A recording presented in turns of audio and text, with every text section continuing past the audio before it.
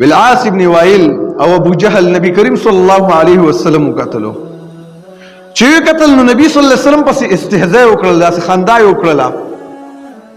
او دی ویل دا هغه سړی دی چې الله رب العالمین ول بچی نه پاتې کوي ابتر دی بچی مریو ابتر په دې زناورو کې هغه سارو ته ویل کی چې کوم لکۍ کټیو او په دې انسانانو کې هغه چاته ویل کی چې چا بچی نه پاتې کیږي زامن نه پاتې کیږي ویل یار دا خو بس ابتر دی العیاذ بالله نبی کریم صلی الله علیه وسلم دا خبره چې واورید نو درد ورته ورسېدلو او د الله نبی صلی الله علیه وسلم چې کله د دین سیر لشو دعا وکړه الله تعالی سونه اوچت کړلو او دا ویل اللهم سلط عليه شوكة من اشواك الارض یا الله په دې باندې د زمکه د ازغونه یو ازغه مسلط کړ رب العالمین د الله د نبی صلی الله علیه وسلم خیره خو هم داسې نه ځي که نه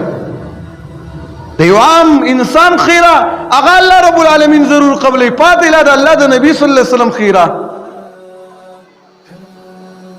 نو وخت لا نه و تېر چې په دې خپه کې ازغې لاړو د دې عاص ابن وائل خپه کې ازغې لاړو د هغې د وجې نه دومره درمن شو چې په کټ باندې سم لاستلو بسترې ته پرېوتلو ګرځېدلی نه شو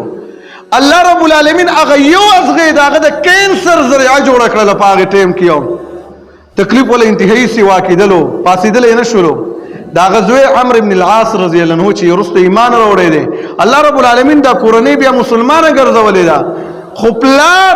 هغه د الله او د نبی صلی الله علیه وسلم د سنتو نه لرې دی نو په دې وجه رب العالمین ذلیله کړلو چې هغه عمرو ابن العاص رضی الله عنه لاړو ډاکټر پسې چې کله رالو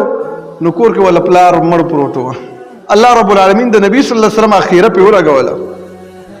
الله رب العالمین ورته وی ان شانئک هو الابتر یقینا استاد دشمن دا لنډې بوچې دی ګوره پیغمبر ته داسې نسبت مکوا